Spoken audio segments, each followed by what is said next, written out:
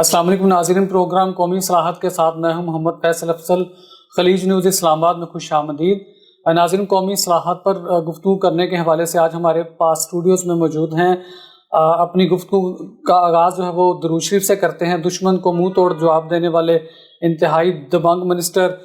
جناب علی محمد خان صاحب، state minister parliamentary affairs, خوش آمدید سر۔ امسیف thank you for coming sir.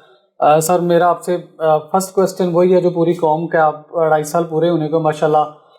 Efforts جاری ہیں، تو کہاں سٹینڈ کر رہی ہے پی ٹی اے، کیا اچیومنٹس ہیں ہماری؟ بسم اللہ الرحمن الرحیم۔ اللہم صلی وسلم مبارک علی سیدنا محمد رسول اللہ خاتم النبیین صلی اللہ علیہ وآلہ وصحبہ وسلم۔ میں سمجھتا ہوں کہ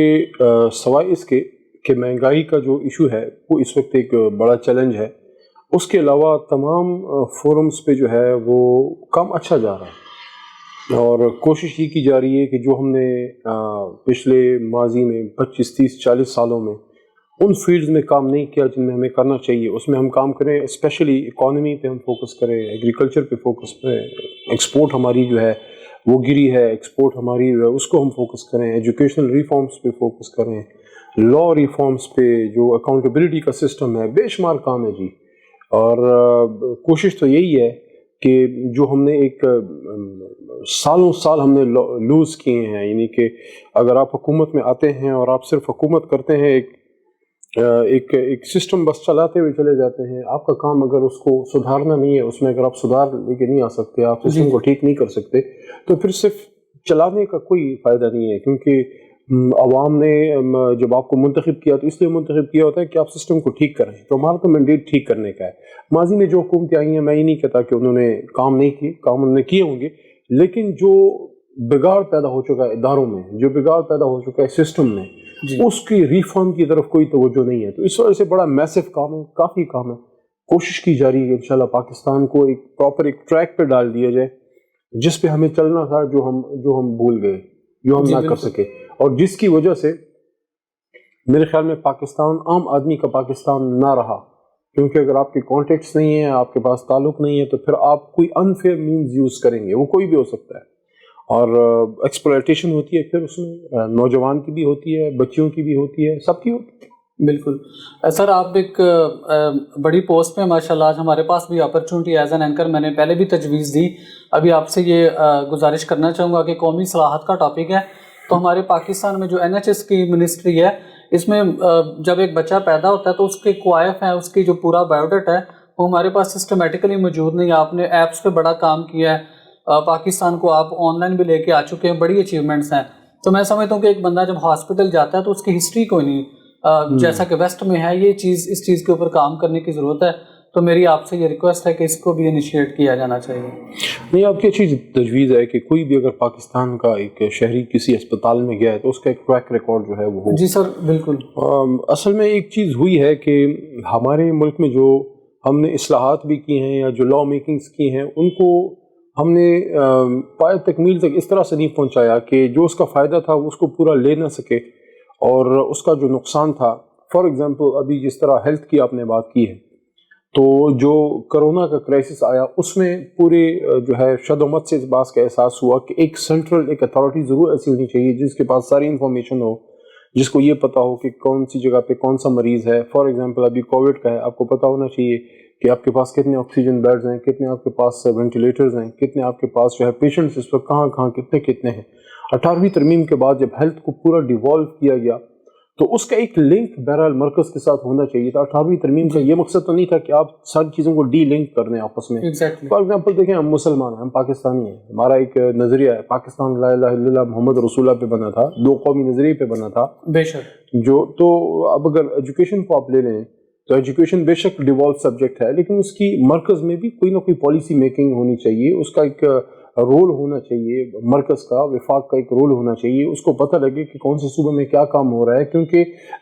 بیسیکلی تو ڈیولپمنٹ جو تھی، ڈیولوشن کا مقصد یہ تھا کہ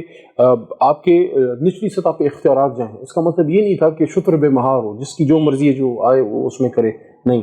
تو میں سمجھتا ہوں کہ ایک کوارڈینیشن ہونی چاہیے وفاق اور صوبوں کے بیچ میں، اور مرکزی وزارت صحت اور صوبائی جو وزارت صحت ہیں ان سب کو ایک کوارڈینیشن میں کام کرنا چاہیے. یہ ساری چیلنجز تحریک انصاف کے سامنے آئی ہیں. آپ نے 18ویں ترمیم میں سب کچھ صوبوں کو تو دے دیا, لیکن کیا آپ ان کے بیچ میں کوئی کوارڈینیشن رکھی؟ کیا ایک صوبہ اس بات کا جو ہے وہ متحمل ہے کہ وہ سارے مسئلے مسائل اپنے خود اندر سے حل کر سکے جب تک آپ اور صوبوں سے اور مرکز سے, وفاق سے اور انٹرنیشنل کمیونٹی سے آپ کنیکٹڈ نہ ہو؟ اگر آپ نے خود ہی ایکسپلور کرنا ہے, فار ایگزامپل اگر ایک منسٹر ہے یا ایک حکومت ہے, اس کا اس میں ایسے لوگ ہیں جو کہ کرپشن کرتے ہیں, جو کہ اداروں میں اپنی مرضی کے لوگ بھرتے ہیں, جو کہ میرٹ پہ فیصلے نہیں کرتے, جو میرٹ پہ ریکروٹمنٹس نہیں کرتے, جو میرٹ پہ ٹرانسفر پوسٹنگ نہیں کرتے, وہ ادارہ بتدریج تباہ سے تباہ تر ہوتا جائے گا. اور ایک وقت ایسا آئے گا کہ جس کے پاس پیسہ ہوگا یا اپروچ ہوگی اس کا کام ہوگا, عام آدمی کا نہیں ہوگا. تو ہیلتھ میں بالکل میں اس بات سے ایگری کرتا ہوں اور اس پہ کام ہوا بھی ہے اور ہو بھی رہا ہے, لیکن بہرحال کچھ ایسے ریفارمز ہیں جس کے لیے کانسٹیٹیوشنل چینجز اس میں ضروری ہوں گی کچھ چیزوں کے لیے کہ ان کو آپ زیادہ بہتر کر سکیں, کیونکہ پاکستان اس بات کا متحمل نہیں ہے کہ آپ کے بیچ میں فیصلہ سازی صوبے بالکل کریں, لیکن ایک کوارڈینیشن ہو وفاق اور صوبوں کا, اور ایک صوبے کا دوسرے صوبے کے ساتھ بھی. پاکستان تحریک انصاف کی کوشش یہ تھی, ان کی بنیاد یہ تھی کہ پاکستان کو جن لوگوں نے لوٹا ہے ان کو نہ صرف کٹہرے میں لائیں گے بلکہ پاکستان کے عوام کی جو لوٹی ہوئی دولت ہے اس کو بھی ریکور کریں گے. سر کوئی ایک ایسی اگزامپل؟ دیکھیں بڑا پرٹنٹ سوال ہے. اس میں میکسیمم کیسز تو وہی ہیں جو کہ 2018 کے الیکشن سے پہلے کے ہیں. کچھ کیسز ابھی بعد میں بھی کچھ چند بنے ہیں, شاید اور بھی ابھی بنیں گے, کیونکہ کرپشن کے جو سکیمز ہیں, جو کیسز ہیں, اس میں پرابلم یہ کہ جو ادارے اس کی چیکنگ کے لیے بنے ہیں, جو نیب کا ادارہ بنا ہوا ہے, اس میں اتنے لوپ ہولز ہیں اور پروسیکیوشن کا سسٹم اتنا اس کا ایک ٹائم کنزیومنگ ہے. اور پھر اس کے بعد عدالتی جو ہمارا سسٹم ہے, عدالتیں اپنی کوشش کرتے ہیں محترم جج صاحبان, لیکن اتنے لاز میں لوپ ہولز ہیں اور اتنا اس میں اسٹے آ جاتے ہیں اور اتنا ٹائم لگ جاتا ہے کہ لوگوں کا بھی ایک ایپیٹائٹ ہوتا ہے ایک چیز کے لیے, وہ چاہتے ہیں جلد ریلیف ملے یا جلد اس کا فیصلہ ہو. تو کیسز تو چل رہے ہیں, اس کو وہ میچیور بھی ہو رہے ہیں, کچھ کیسز میں ریفرنسز جو ہیں وہ ریڈی ہیں, وہ تیار ہیں, وہ نیب ظاہر ایک آزاد ادارہ ہے. تو جب تک ایک پراپر ایک ایسا ادارہ نہ ہو جس میں ایک آپ بالکل آپ اس کو ریفارم کر دیں, پروسیکیوشن کا سسٹم جو ہے وہ رزلٹ اورینٹڈ ہو, اس میں سزائیں ملے لوگوں کو, تو یہ سسٹم ایسا ہے کہ اس میں اگر حکومت زیادہ کوشش کرتی ہے, اپوزیشن والے چیختے ہیں کہ آپ جو ہے ہمیں وکٹمائز کر رہے ہیں یا آپ ہمارے خلاف جو ہے پولیٹیکلی کیس بنا رہے ہیں, لیکن تحریک انصاف کا یہ بیسک ایجنڈا ہے. اگر اکاؤنٹیبلٹی والے کام میں ہم اس طرح سے کامیاب نہ ہو سکے تو عوام اس کا سوال ضرور اٹھائے گی, کیونکہ بیسک جو ہمارا مینیفیسٹو تھا وہ ہے انصاف. انصاف کے نام پہ ہی ہم جو ہے وہ ووٹ لے کے آئے ہیں. تو میرے خیال میں اگر اپوزیشن یا لوگ چاہے جو بھی کہیں, ہم نے تو اس پہ ایگریسولی آگے جانا ہے. اور خان صاحب نے پچھلے 1-2 ہفتے پہلے یہ بات کی بھی تھی کہ اب مزید جو ہے ان چیزوں میں ہم سختی اور تیزی کریں گے, تاکہ جن لوگوں نے پیسہ لوٹا ہے, کیونکہ عوام کو اس چیز سے دلچسپی نہیں ہے کہ 2-3 سال کسی کے کیسز چلیں اور آخر میں وکٹری کے نشان لگاتا ہوا باہر نکل آئے. تو وہ یہ چاہتے ہیں, عوام چاہتی ہے کہ پیسہ نکلے لوگوں سے, سزائیں ہوں. تو میں اس بات سے آپ کے ایگری کرتا ہوں کہ بالکل یہ پیسے جو ہے نکلنے چاہیے. اچھا سر, میں آپ کی بات کو آگے بڑھاؤں گا. جس طرح دیگر ادارے پاکستان کے جو ڈاؤن فال اس کے ذمہ دار ہیں, اسی طرح ہماری جو صحافت ہے, میڈیا ہے, زرد صحافت ہے, وہ بھی اس کی اتنی ہی ذمہ دار ہے, بلکہ میں سمجھتا ہوں کہ زیادہ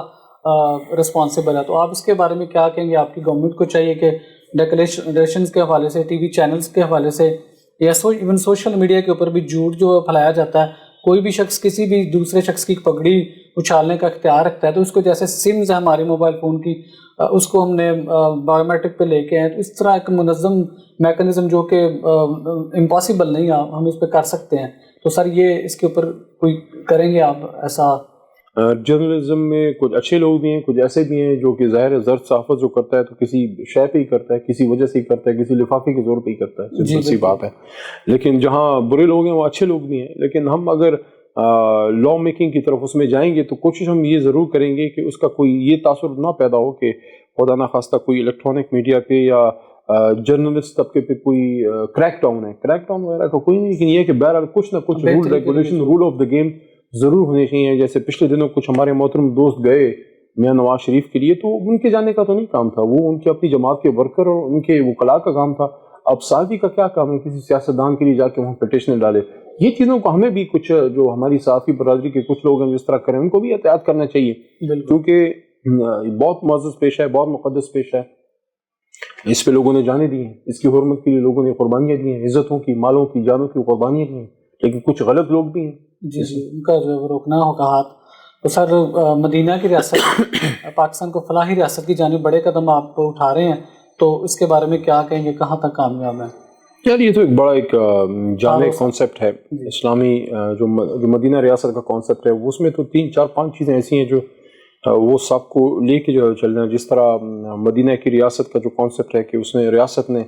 اپنے غریبوں اور مجبوروں پہ بہت رحم دل ہونا ہے، اس نے اپنے بے کسوں کا، یتیموں کا، بیواؤں کا اس نے خیال رکھنا ہے، جو کمانے کے قابل نہیں ہے ان کو سپورٹ کرنا ہے، جو بیمار ہیں ان کا علاج ہونا ہے. وہ جس طرح ایک کچھ ویسٹرن کنٹریز میں جو ویلفیئر اسٹیٹ کا کانسیپٹ ہے، تو وہ کانسیپٹ سب سے پہلے تو مدینہ اسٹیٹ نے دیا تھا کہ رسول اکرم صلی اللہ علیہ وآلہ وسلم کے نیچے جو ریاست بنی تھی، وہاں کا کانسیپٹ یہی تھا کہ فیصلے انصاف پہ ہوں گے، چاہے آپ جس بھی مذہب سے آپ کا تعلق ہے، اگر آپ کا حق بنتا ہے تو آپ کو فیصلہ ملے گا. ان کے دور میں بھی جو ہے جب حق کسی غیر مسلم کا تھا تو مسلمانوں کے خلاف بھی فیصلے ہوئے. تو اکاؤنٹیبلٹی اور میرٹ کا سسٹم آپ دیکھیں نا کہ جتنے خلفائے راشدین ہیں وہ میرٹ پہ آئے، کسی خلیفہ راشد کا جو ہے بیٹا اس کی جگہ مسند اقتدار پہ نہیں بیٹھا. تو میرٹوکریسی کی بنیاد تو وہاں سے جو ہے وہ پڑی کہ میرٹ ہو، اکاؤنٹیبلٹی کا سسٹم ہو. پھر آپ اس کو دیکھیں کہ اکاؤنٹیبلٹی کا سسٹم کتنا مضبوط تھا کہ حضرت عمر فاروق رضی اللہ تعالیٰ عنہ سے ایک عام آدمی نے سوال پوچھا کہ تمہارے پاس یہ 2 کرتے کیسے ہے، ہمارے پاس تو ایک تھا. تو یہ ساری چیزیں عمران خان صاحب کے ذہن میں ہے کہ ہم اپنے ملک کو، اور یہ کوئی 3 4 یا 5 سال میں ہونا نہیں ہے، یہ ایک کنٹینیوس ایفرٹ ہے. جس طرح آپ ہر نماز میں کہتے ہیں کہ اہدنا الصراط المستقیم، 5 بار ہم دن میں نماز پڑھتے ہیں، ہر نماز میں ہر رکعت میں کہتے ہیں اہدنا الصراط المستقیم، تو وہ ہر دن کہتے ہیں، جب تک زندہ ہیں تب تک کہتے ہیں. اس کا مطلب یہ جہد مسلسل ہے. لوگوں کا اگر یہ کوئی کانسیپٹ ہے نا کہ عمران خان آ کے مدینہ کی ریاست اسٹیٹ بنا کے چلا جائے گا، ایسا نہیں ہے. For this every Pakistani, every Muslim has to strive for. ہمارے بعد بھی جو ریاست آتی ہے، اگر ہم یہ کانسیپٹ نہ بھی دیں، مدینہ اسٹیٹ کا کانسیپٹ عمران خان صاحب نے دیا نہ بھی دیں، تو آپ کا آئین پاکستان کیا کہتا ہے؟ وہی تمام باتیں نہیں کرتا کہ جو ہمارا جو قرارداد مقاصد ہے یا جو ہمارے اس میں جو اسلامک لاز ہیں وہ یہی کہتے ہیں کہ جو قرآن اور اسلام نے جو انسان کو حقوق دیے ہیں. تو یہ تو ایک روز کا کام ہے اور ہر حکومت کے کرنے کا کام ہے. جتنا وقت گزرتا جائے ہم کم از کم یہ اپنے ذہن میں رکھ لیں کہ اگر آپ آج سفر شروع کرتے ہیں، فار ایگزامپل آج آپ پیدل چل پڑے ہیں لاہور، تو ہفتے بعد تو کم از کم فاصلہ کم ہونا. Sir massive thank you for joining. مہربانی جی، بہت شکریہ. ناظرین امید ہے آپ کو آج کا پروگرام پسند آیا ہوگا. اپنے ہوسٹ فیصل افضل کو دیجیے اجازت. اللہ حافظ.